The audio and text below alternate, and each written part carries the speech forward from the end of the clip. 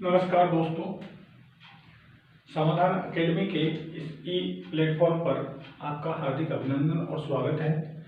आज हम एक अति महत्वपूर्ण सेशन के साथ में इस सत्र में उपस्थित हुए हैं। इस वीडियो में आपको बहुत ही महत्वपूर्ण जो बोर्ड परीक्षा 2022 में आने वाले अति महत्वपूर्ण भूगोल के प्रश्न हैं, उन प्रश्नों में प्रश्न नंबर 4 से 14 तक जो आपके डेढ़ नंबर के प्रश्न आएंगे, वो अत्यधिक महत्वपूर्ण प्रश्नों की श्रृंखला को लेकर आज मैं आया हूं। आप इस वीडियो को ज्यादा से ज्यादा सब्सक्राइब करें, लाइक करें और अपने मित्रों के साथ शेयर करें। और आप जानते हो, हम मोटिवेशनल कोट के साथ हर चीज की शुरुआत करते हैं। तो दुनिया में बगैर मेहनत के कुछ भी नहीं मिलता, दुनिया में बगैर मेहनत के कुछ भी नहीं मिलता। हम अपने साया को देखने के लिए भी धूप में जाना पड़ता है, हमें अपने साया को देखने के लिए भी धूप में जाना पड़ता है। तो इसी उद्देश्य को लेकर के कठिन परिश्रम के साथ में हम लगातार अपनी परीक्षा की तैयारी करते रहें। इस उद्देश्य को लेकर के हम अति महत्वपूर्ण प्रश्नों की श्रृंखला में बहुत अच्छे प्रश्नों को लेकर के आपके सामने उपस्थित हो रहे हैं। आप ज्यादा से ज्यादा इसको शेयर करें और आपको लगता है कि मैं इसमें मेहनत कर रहा हूं, तो आप कमेंट बॉक्स में अपना कमेंट नोट करें और मुझे अवगत कराते रहें, ताकि मैं नए से नए वीडियो लेकर के आपके सामने उपस्थित होता रहूं। अब हम पहले प्रश्न की ओर चलते हैं। रेड जेल के अनुसार मानव भूगोल को परिभाषित कीजिए। डेढ़ अंक के आपके प्रश्न नंबर 4 से 14 तक के जो प्रश्न होंगे, उसमें से हम आज चौथा, पांचवा, छठा, सातवां और आठवें प्रश्नों की बात करेंगे। बाकी के नेक्स्ट वीडियो में हम लेकर आएंगे। रेड जेल तब तक के लिए बने रहें। रेड जेल के अनुसार मानव भूगोल को परिभाषित कीजिए। तो रेड जेल आपने आपका पहला पाठ पढ़ा होगा, उसमें पहली परिभाषा आपकी रेड जेल की है। तो मानव भूगोल मानव समाजों और धरातल के बीच संबंधों का संश्लेषित अध्ययन है। मानव भूगोल मानव समाज और धरातल के बीच संबंधों का संश्लेषित अध्ययन है। ये रेड जेल महोदय ने अपनी परिभाषा में व्यक्त किया है, जिन्हें हम मानव भूगोल के पिता भी कहते हैं। रेड जेल को मानव भूगोल का पिता भी कहा जाता है। तो इन्होंने अपनी परिभाषा में मानव भूगोल मानव समाजों और धरातल के बीच संश्लेषित अध्ययन को मानव भूगोल के रूप में परिभाषित किया है। इसी के साथ हम पांचवें क्वेश्चन की बात करते हैं कि आपके अनुसार आपको इस प्रकार का बोर्ड प्रश्न भी मिलेगा, जिसमें आप स्वयं उसके लिए जिम्मेदार माने जाओगे कि आप ऐसा होते तो ऐसा क्या करते, या ऐसा होगा तो ऐसा क्या नहीं होगा। आपके अनुसार रुको और जाओ, ये तो आप पहले भी पढ़ चुके हैं। रुको और जाओ निश्चयवाद का क्या महत्व है, तो हम महत्व बता रहे हैं। इस विचारधारा का प्रतिपादन हमें सबसे पहले ये ध्यान होना चाहिए कि ग्रिफ्थ टेलर महोदय ने रुको और जाओ निश्चयवाद विचारधारा का प्रतिपादन किया था। और इसी के अनुसार जो 1948 में इन्होंने प्रतिपादन किया इस विचारधारा का, तो उन्होंने क्या कहा, रुको और जाओ निश्चयवाद का क्या महत्व है। तो न तो प्रकृति का मानव पर पूर्ण नियंत्रण है, न तो प्रकृति का मानव पर पूर्ण नियंत्रण है, और न ही मानव का प्रकृति पर या मानव ने प्रकृति पर पूर्ण विजय प्राप्त कर सकता है। न तो प्रकृति का मानव पर पूर्ण नियंत्रण है और न ही मानव प्रकृति पर पूर्ण विजय प्राप्त कर सकता है। ये विचारधारा जो है, ये रुको और जाओ विचारधारा के नाम से या निश्चयवाद विचारधारा के नाम से जानी जाती है, जिसका प्रतिपादन ग्रिफ्थ टेलर ने किया था 1948 ईस्वी में। ये भी हमारे प्रथम पाठ का ही प्रश्न माना जाता है। तीसरे यानी छठा नंबर का जो प्रश्न आएगा आपका, वो इसी प्रकार का हूबहू होगा। नगरों का वर्गीकरण कीजिए। अब नगरों का वर्गीकरण का मतलब है, आपसे वर्गीकरण संबंधी भी एक प्रश्न पूछा जाता है, तो वो आपका 6 नंबर का जो प्रश्न होगा वो वर्गीकरण का है। आप नगरों के वर्गीकरण की बात करें तो हम नगरों को अनेक भागों में अलग अलग आधारों पर विभाजित करते हैं, लेकिन हम कार्यात्मक वर्गीकरण की बात कर रहे हैं कि कार्यों के आधार पर किन किन नगरों को कैसे कैसे बांटा जाता है। तो उसमें हम सबसे पहले नगरों के वर्गीकरण को मुख्य रूप से 7 भागों में विभाजित करते हैं। उसमें प्रशासनिक नगर, जहां देश के हेडक्वार्टर्स होते हैं, ऑफिशियल हेडक्वार्टर्स होते हैं, जहां प्रशासन का संचालन होता है, ऐसे नगर प्रशासनिक कहलाते हैं। व्यापारिक नगर जहां व्यापार के उद्देश्य से जिन नगरों की स्थापना की जाती है या जहां से व्यापार के चारों तरफ के रास्ते खुले रहते हैं, ऐसे नगरों को हम व्यापारिक नगर कहते हैं। सांस्कृतिक नगर जिनसे हमारी संस्कृति का ज्ञान होता है, हड़प्पा, मोहनजोदड़ो, ऐतिहासिक नगर जो हैं जिनसे हम हमारी संस्कृति के बारे में जानकारी मिलती है। तो इस प्रकार के नगरों को हम सांस्कृतिक नगर के नाम से जानते हैं। जिन नगरों में उद्योग धंधों का बहुत अधिक विस्तार होता है या सर्वाधिक उद्योग धंधे वहां स्थापित होते हैं, ऐसे नगरों को हम औद्योगिक नगरों के नाम से जानते हैं। फिर स्वास्थ्य और मनोरंजक नगर कुछ ऐसे पर्यटक स्थल होते हैं, नैनीताल, मंसूरी, शिमला, दार्जिलिंग इत्यादि इत्यादि जो नगर हैं जहां केवल व्यक्ति स्वास्थ्य के लिए या मनोरंजन के लिए ही जाता है, तो ऐसे नगरों को हम स्वास्थ्य और मनोरंजक नगरों के नाम से भी जानते हैं।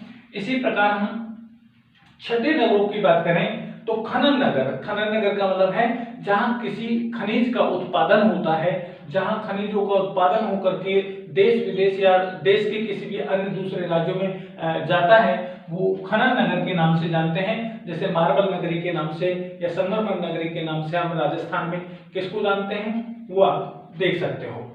इसी प्रकार परिवहन नगर की बात करें हम तो जहां परिवहन के नोड होते हैं, अर्थात रेल मार्ग, सड़क मार्ग, वायु मार्ग या इस प्रकार के मार्गों की सघनता होती है या वहां से कहीं देश के किसी भी कोने में जाया जा सकता है, ऐसे नगरों को हम परिवहन नगर के नाम से जानते हैं। तो हम नगरों का कार्यात्मक वर्गीकरण कर रहे हैं। तो कार्यात्मक वर्गीकरण में प्रशासनिक नगर आते हैं, व्यापारिक नगर आते हैं, सांस्कृतिक नगर आते हैं, औद्योगिक नगर आते हैं, स्वास्थ्य और मनोरंजक नगर आते हैं, इसी प्रकार खनन नगर आते हैं और सातवां परिवहन नगर आते हैं। तो हम 7 प्रकार से कार्यों के आधार पर नगरों को विभाजित कर सकते हैं। इसी प्रकार हम 7वें क्वेश्चन की बात करें कि आपका इसी प्रकार का एक 7वां क्वेश्चन होगा, यानी प्रश्न नंबर 7 जो है वो आपकी ग्रामीण प्रतिरूप के बस्तियों के प्रतिरूप पूछे गए हैं। ये प्रकार नहीं पूछ रहा है, प्रतिरूप पूछ रहा है। प्रतिरूप का मतलब डिजाइन होती है, आकार होता है कि किस किस प्रकार से ग्राम बसे हुए होते हैं। तो हम ग्रामीण बस्तियों के प्रतिरूपों में देखें तो वैसे तो बहुत सारे प्रतिरूप गांव में देखने को मिल सकते हैं, लेकिन हम मुख्य रूप से यहाँ 2 पूछे गए हैं। तो एक रेखीय प्रतिरूप के नाम से हम जानते हैं और एक आयताकार या चौपट्टी के नाम से हम जानते हैं। अब आप जानते हो रेखीय प्रतिरूप कहाँ पाए जाते हैं, या तो किसी सड़क के किनारे किनारे कोई नगर बसा हुआ, ग्राम बसा हुआ हो, या कोई नहर के किनारे किनारे कोई गांव बसा हुआ हो, या कोई इसी प्रकार की कोई मार्ग हो कि मार्ग के दोनों किनारे पर लाइनबद्ध गांव बसा हुआ हो, वो रेखीय प्रतिरूप के रूप में जाना जाता है। पहाड़ी क्षेत्रों में भी पहाड़ के किनारे किनारे पर गांव बसता है, वो भी एक रेखीय प्रतिरूप के रूप में माना जाता है। और आयताकार या चौपट्टी, जहां जयपुर जैसे महानगर की आप कल्पना कर सकते हैं कि जहां सड़कें एक दूसरे को समकोण पर काटती हैं, जहां नालियां दिखाई नहीं देती, ढकी हुई होती हैं, या चौपट्टी के रूप में अलग अलग कॉलोनियां बसी हुई होती हैं। तो इस प्रकार के जो ग्राम क्षेत्र होते हैं, गांव होते हैं, उनको हम आयताकार या चौपट्टी के रूप में जानते हैं। तो ग्रामीण बस्तियों के, नगरों के नहीं पूछे आपसे, ग्रामीण बस्तियों के 2 प्रकार हैं, एक रेखीय प्रतिरूप और एक आयताकार या चौपट्टी प्रतिरूप के नाम से जाना जाता है। हम आज के इस 8वें प्रश्न की बात करें तो 8वां प्रश्न पूछा है आपसे प्रवास के 2 जनांकीय परिणाम। हो सकता है 2 आर्थिक परिणाम भी पूछे जा सकते हैं, 2 जनांकीय परिणाम भी पूछे जा सकते हैं, 2 सामाजिक परिणाम भी पूछे जा सकते हैं, लेकिन प्रवास के मुख्यतः यही परिणाम पूछे जाते हैं कि 2 जनांकीय परिणाम क्या निकलते हैं। तो प्रवास का मतलब आप समझ रहे होंगे, मूल स्थान को छोड़कर व्यक्ति कहीं दूसरे स्थान पर जाकर और अपने कार्य के लिए जाता है या वहां जाकर अस्थायी रूप से बस जाता है, उसको हम प्रवास के नाम से जानते हैं। तो अस्थायी रूप से बसने का मतलब है हमारे देश में रोजगार के अभाव के कारण ग्रामीण क्षेत्रों के लोग शहरों की ओर ज्यादा पलायन कर जाते हैं, और शहरों की ओर पलायन करने के कारण अधिकांश लोग वहीं कुछ दिनों के बाद में बस जाते हैं, तो वो प्रवास कहलाता है। उसका जनांकीय क्या प्रभाव पड़ता है, तो जनांकीय परिणाम का मतलब है जो जनसंख्या है, उस जनसंख्या का जो आकार, प्रकार, वितरण या प्रतिरूप है, उस पर क्या प्रभाव पड़ता है। तो उसके 2 प्रभाव पड़ते हैं। एक प्रभाव पड़ता है ग्रामीण क्षेत्रों के जो युवा होते हैं वो उनका प्रतिशत घट जाता है। गांव के युवा व्यक्ति या युवा साथी अपने कार्य के तलाश में या रोजगार की तलाश में गांव को छोड़कर शहरों की ओर प्रस्थान कर जाते हैं। इससे शहरों का युवा वर्ग तो बढ़ जाता है, लेकिन ग्रामीण क्षेत्रों में युवाओं की संख्या धीरे धीरे कम होती चली जाती है। तो इसका पहला परिणाम ये हुआ कि ग्रामीण क्षेत्रों में युवा वर्ग का प्रतिशत घट जाता है, क्योंकि गांव में शेष कौन बच जाते हैं? वृद्ध व्यक्ति या महिलाएं, इस प्रकार का वर्ग गांव में बच जाता है या बच्चे बच जाते हैं, और युवा वर्ग अपने आजीविका के साधन ढूंढने के लिए शहरों की ओर प्रस्थान कर जाता है। उससे ग्रामीण युवा वर्ग का जो प्रतिशत है वो धीरे धीरे कम होता चला जाता है।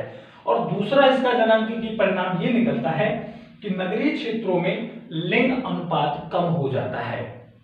आप जानते हो कि नगरीय क्षेत्रों में लिंग अनुपात कम क्यों हो गया, अर्थात स्त्रियों की संख्या कम क्यों हो जाती है?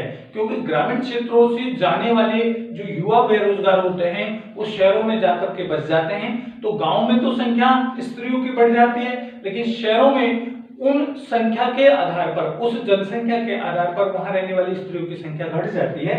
इससे सामाजिक अपराधों को बढ़ावा मिलता है, अर्थात नगरीय क्षेत्रों में लिंग अनुपात कम हो जाता है और स्त्रियों की संख्या धीरे धीरे घटती चली जाती है। तो ये प्रवास के दो जनांकीय परिणाम माने जा सकते हैं। इस प्रकार आपकी बोर्ड परीक्षा में आने वाले महत्वपूर्ण, अति महत्वपूर्ण प्रश्नों के इस सेशन में हम जो वीडियो लेकर आए हैं, ये मुझे उम्मीद है कि आपको ज्यादा से ज्यादा पसंद आया होगा, और अपने मित्रों के साथ आप शेयर कीजिए, इसे लाइक कीजिए, और समाधान एकेडमी के यूट्यूब चैनल को आप सब्सक्राइब करिए, जिससे कि आपको नेक्स्ट वीडियो, अच्छे से अच्छे वीडियो जो आपकी पढ़ाई में उपयोगी साबित हो सकते हैं, आपकी मेहनत में चार चांद लगा सकते हैं, आपके आशाओं को, आपकी उम्मीदों को, आपके माँ बाप के सपनों को पूरा कर सकते हैं, ऐसी मुझे आशा और उम्मीद है।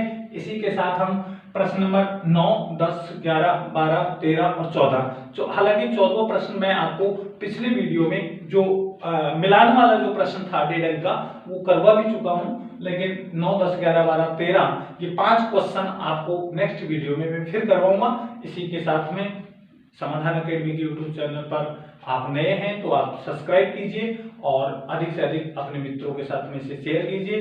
तब तक के लिए मैं इस वीडियो को यहीं समाप्त करता हूं। मस्त रहिए, स्वस्थ रहिए, अपनी पढ़ाई में व्यस्त रहिए, और थैंक यू, धन्यवाद।